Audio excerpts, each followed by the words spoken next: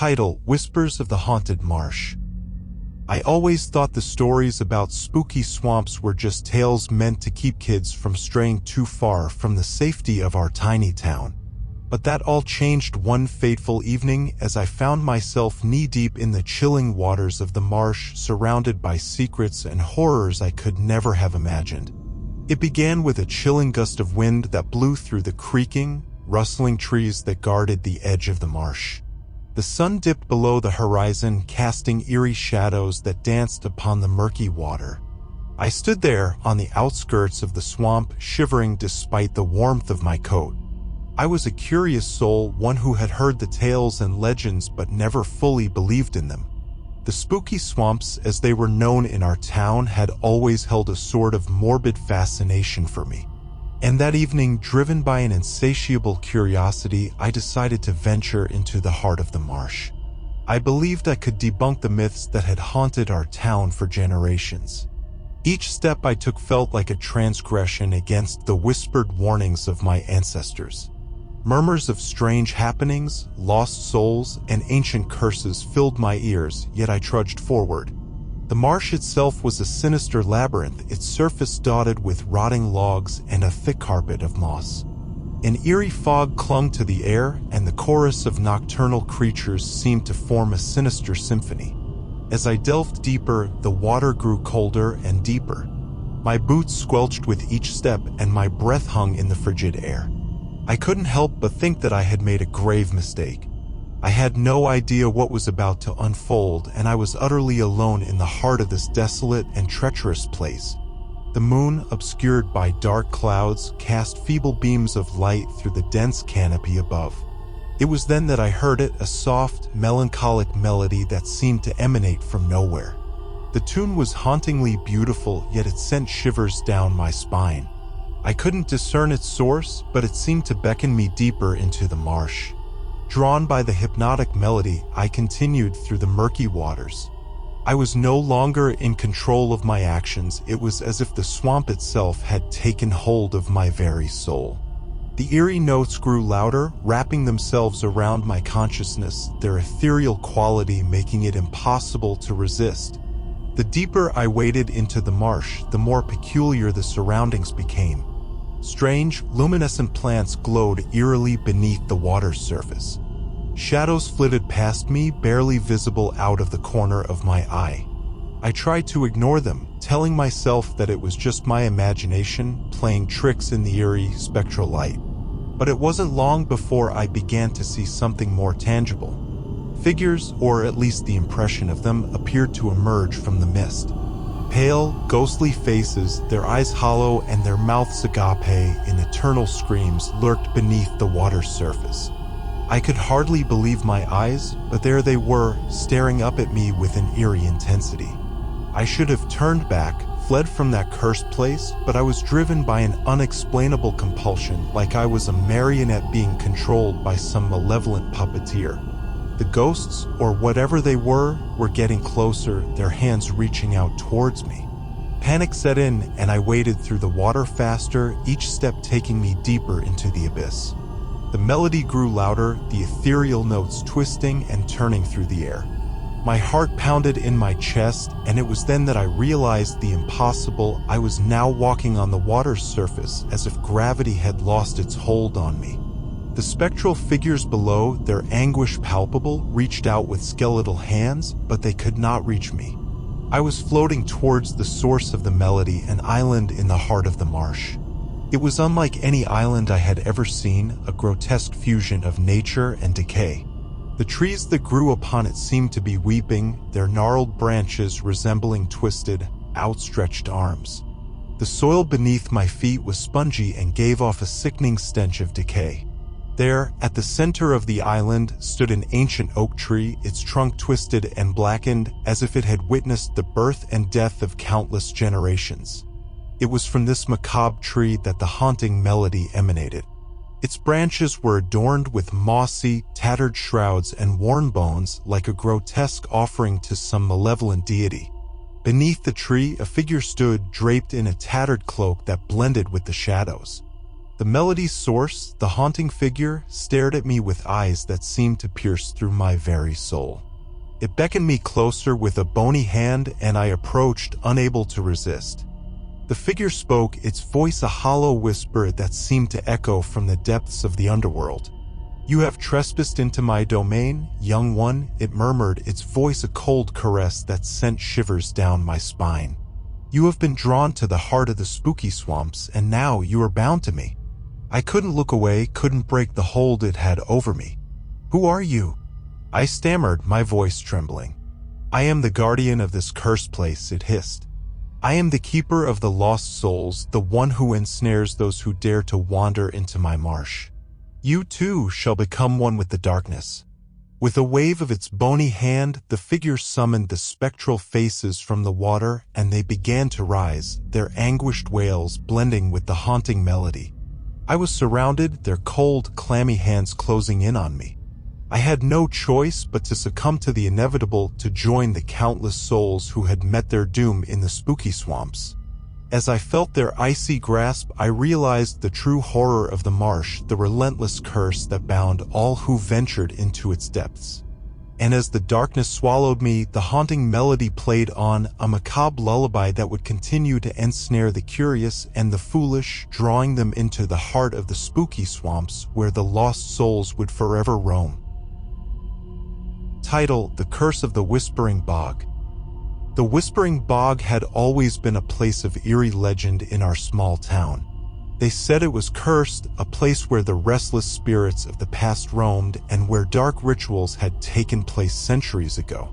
I was never one to believe in such tales, but that changed one fateful night. The air was heavy with an oppressive silence, broken only by the occasional rustling of leaves and the distant croak of frogs. The moon hung low in the sky, casting a pale, ghostly light over the murky waters of the Whispering Bog. It was as though the very atmosphere itself was holding its breath, waiting for something. I couldn't resist the allure of the Whispering Bog any longer. The stories, the rumors, they had taken root in my mind like a maddening itch I needed to scratch. I needed to see it for myself, to prove once and for all that the bog held no secrets, that the legends were mere fairy tales told to scare children.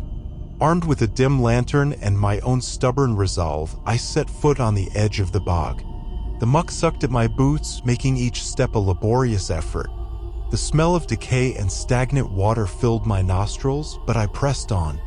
The farther I ventured into the marsh, the denser the fog became.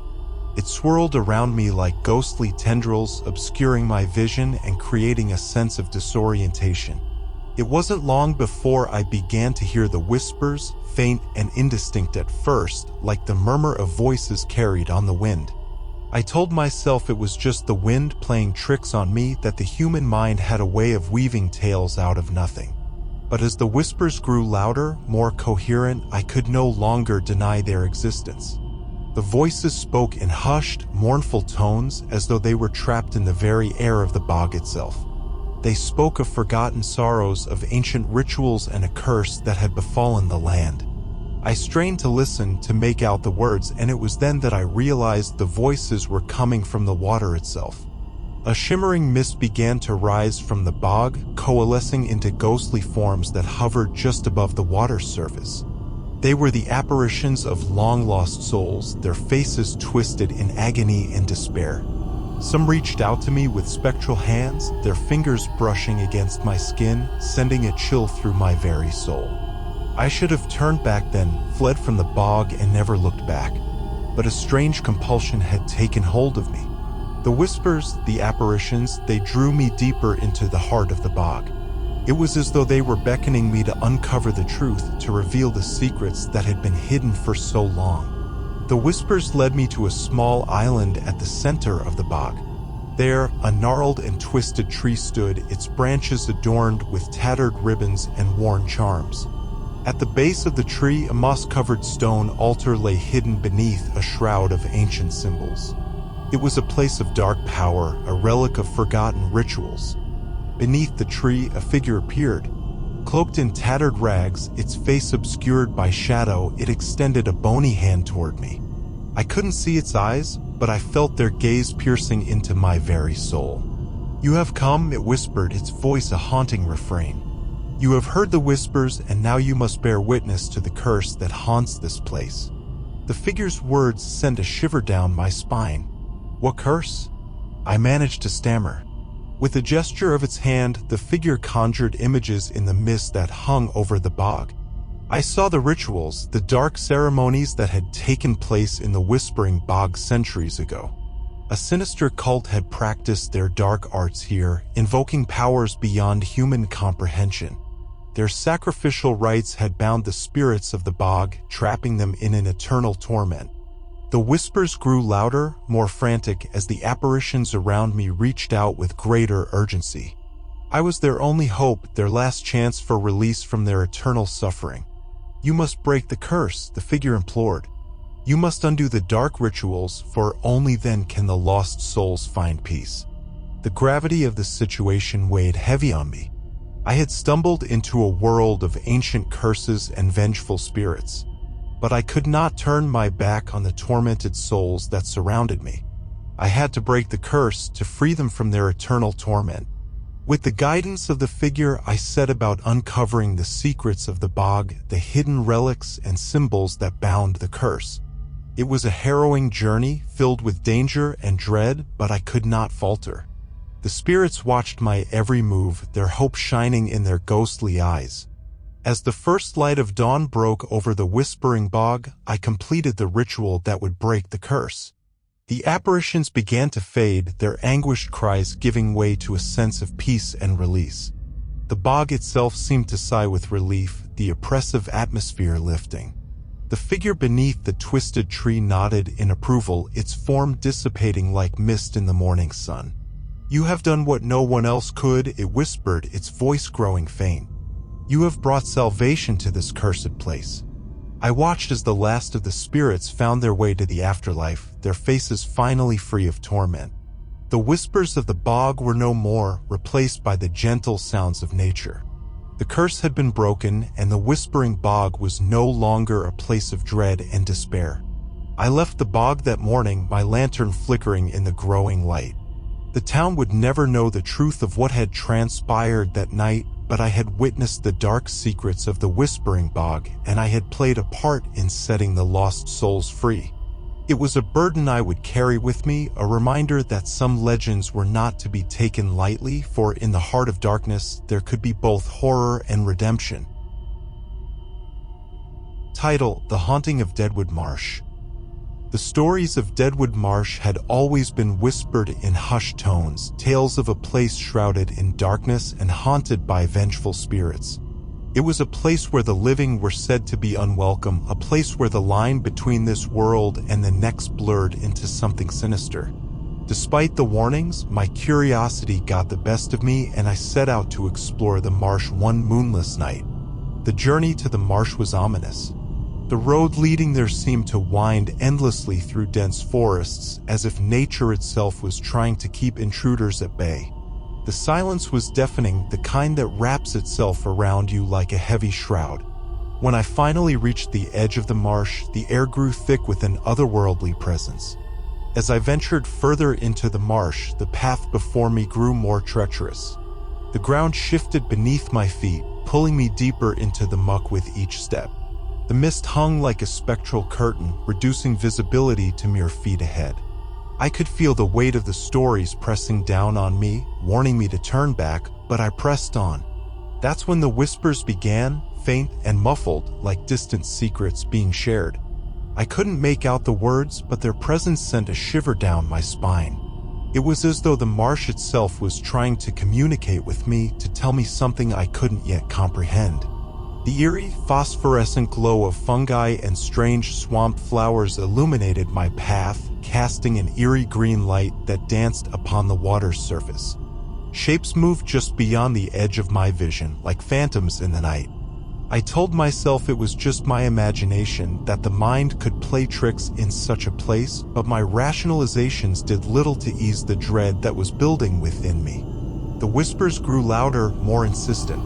I strained to listen, to make out the words, and it was then that I realized they were not just voices but the collective mourning of countless souls. The marsh had swallowed them whole, and their anguished spirits were forever trapped in its murky depths. I was not alone in Deadwood Marsh. Apparitions, their forms indistinct and wraith-like, emerged from the mist. They moved with slow, deliberate grace, their hollow eyes fixed on me. They were the lost souls of those who had ventured into the marsh before me, and their pain and despair were palpable. I wanted to flee, to turn and escape from the chilling presence that surrounded me, but the marsh held me in its grasp. I couldn't move. I couldn't look away from the spectral figures that were drawing closer, their cold, clammy hands reaching out to touch me. One figure stood out from the rest. It was a woman, her eyes filled with a sorrow deeper than the darkest abyss. She extended a trembling hand, her voice a spectral whisper. "You must help us," she implored. "The curse must be broken, or we will forever wander in this torment." I tried to speak, to ask how I could help, but my voice was caught in my throat. The woman's gaze bore into me, her silent plea echoing in my mind. With a gesture, she conjured visions of the marsh's dark history, of rituals and dark magic that had cursed the land. The images were horrifying, a testament to the horrors that had taken place in the marsh. It was a place of darkness, of forbidden knowledge and ancient powers, and it had been cursed by the malevolent desires of those who had once dwelled here. The woman's voice filled my thoughts. "You must break the curse, or the spirits of Deadwood Marsh will never find peace." I nodded, my heart heavy with the weight of responsibility. The spirits drew back, giving me space to act. I followed the path revealed by the apparitions and soon came upon a clearing. In the center stood a gnarled tree, its branches twisted and gnarled, adorned with ancient symbols etched into the bark.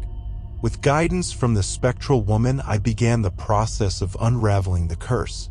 It was a harrowing journey, fraught with danger and a sense of impending doom, but I pressed on, determined to free the souls that had suffered for far too long. As I completed the ritual, the marsh itself seemed to sigh in relief. The apparitions around me began to fade, their faces finally free of torment. The whispers quieted, and the oppressive atmosphere began to lift. The woman who had guided me stood before me one last time, her eyes filled with gratitude. "You have given us peace," she said, her voice barely a whisper. "You have broken the curse of Deadwood Marsh." With those words, she and the other spirits vanished, leaving behind a silence that was no longer filled with dread. The marsh was still, its dark secrets laid bare, but no longer menacing. I left the marsh that night, my lantern casting a warm glow as I walked away from the cursed place. The legends of Deadwood Marsh would live on, but now they held a different truth, one of redemption and release.